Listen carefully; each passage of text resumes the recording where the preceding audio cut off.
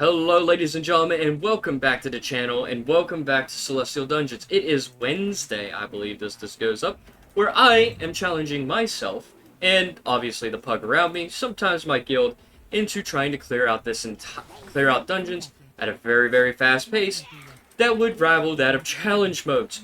So, we're just going to go straight into it. We're going to get as much brutality in as possible. I'm going to throw down a mocking banner to grab everybody's attention as we move along here.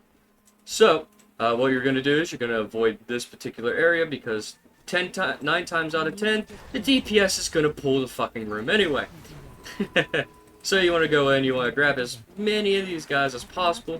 You want to ensure that you get as many fucking monkeys on you as possible, even if you don't really need to. You're going to pop Recklessness, you're going to pop everything that you got. That way they can stay on you. You want to use Rallying Cry for this little segment here, because obviously there's going to be a lot going on, a lot of mobs that are being pulled right now, and not a lot of DPS or healers or anybody is going to be really ready to pop any cooldowns if somehow you manage to lose threat, which should not happen, but there is a possibility of that happening. You want to ensure that you keep juggling. You want to keep juggling. Juggling is good. Juggling is great. You also want to pay attention to everything that's going on around you. There are these little drunken monkeys that will do fire damage. They have little fire imbuements about them, and they will bash you around if you don't finish them off in the first room. Most tanks will usually make sure that this group of monkeys are dead before pulling, and not pull them into this room. However, if you're running challenge mode, you have to do that. So, not only is this a little hint as to how you should do dungeon challenge modes, it's how you can do the dungeon as a whole. Amber Shaper has decided to rear his head, so there's going to be a lot of ads coming out, living ambers that are going to be coming around. You don't want to mess with them. These are purely DPS issues, not your issue. No matter how much threat that you think you have on a living ember, they have a baked-in fixate mechanic. So as soon as they spawn in, they choose their target, and they will not break from their target. So please keep in mind of that. You want to do that. Make sure that everybody knows to ride the barrels, even if you have to do it yourself. Not ideal to do it yourself as a tank, but sometimes people need that extra little hint that says, Daddy Tank is doing a mechanic, so I should do it too. Because sometimes they need a little soft pressure to actually do the mechanics of the fight. Challenge mode, Celestial mode, Normal mode, and Heroic mode has this same mechanic that you should know by now. And that is when during this fight you want to hit him with Explosive Brew. Explosive Brew makes him take even more damage. More damage means monkey is dead faster. Not a hard concept to imagine, I would not think. Some people are so self-absorbed with trying to pump out as much big numbers as they can, they don't even realize that the big numbers that they can pump out is quite literally staring them in the face. They are just right there. So, with this part of the fight, you do want to pull as much as you can. You obviously cannot pull everything on your own. As a warrior, you do not have shit like Blood Boil or Consecration, but you do have Thunderclap that will help you keep things going. You want to incentivize that your whole group is with you at all times. So that way, all the little fucking rats are on you as soon as you come out. You want to throw down a mocking banner to clean up any of the excess, as well as make sure that the boss stays on you at the very beginning of the fight, because you don't want him peeling away. Obviously, you already blew all your cooldowns off on the first boss, so you will not have too many cooldowns on this boss, which is just fine. There's not too much there is with this boss. All you have to do is quite literally stay away from the whirlwind that he does. Living Amber has decided to make its miraculous reappearance. Again, DPS, that is on you to clean up, because tanks cannot pull them away. And if tanks can't pull them away, that usually means, hey, this is not a tank's responsibility to manage. Alright, rest of your cooldowns should be up around this time, and they should be ready to go for the final boss. So, with this little proportion here, you want to keep managing to hold off everything that's coming out. The one thing that that this fight requires for the tank to do is not to pay attention to the whirlwinds, because they won't do anything. Another living amber! Very unlucky. Very unlucky. Now, with living amber, you can stun them if you want to. I highly recommend it. Tanks, your real big job here is to watch what's coming out of these barrels. Boppers and bombers.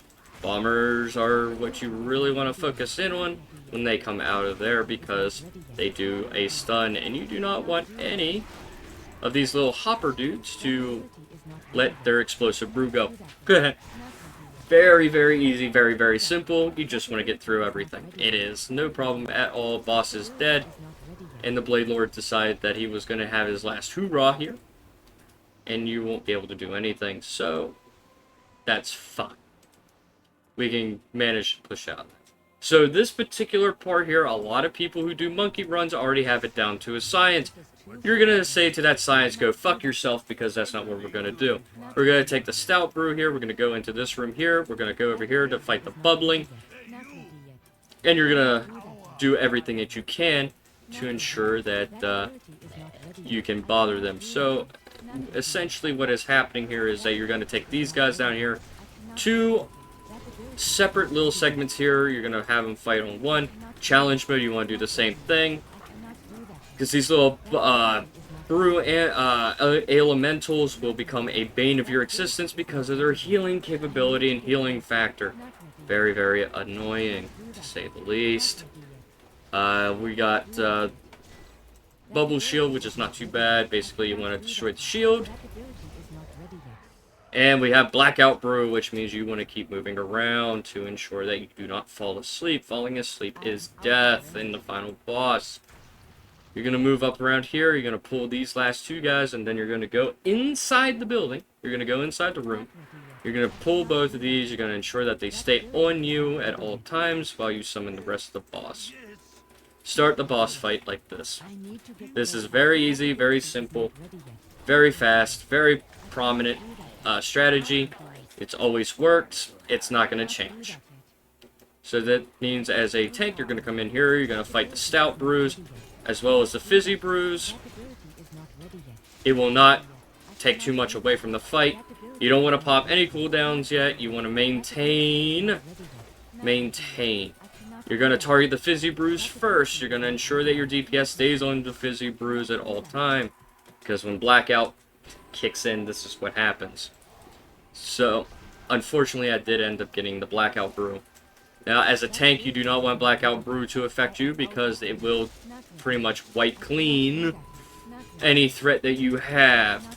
So, as a tank, you should be bouncing around. You should be moving side to side like this constantly.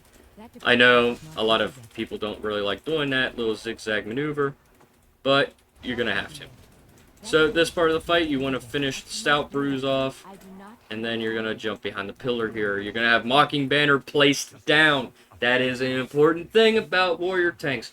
You need to use your banners. Banner dance if you have to. You want Mocking Banner to stay down for this particular fight part right here, because these bubbling ones will not be instantly gravitated towards you unless you taunt them with it. So make sure that you have taunting down. You want to... I know there's a lot of tank warriors that go for like staggering shout or piercing shout. Piercing how, I mean, so that way you can pull as much as you can and kind of avoid a lot of the stuff. You don't want to do that. As a tank, you should have disrupting shout.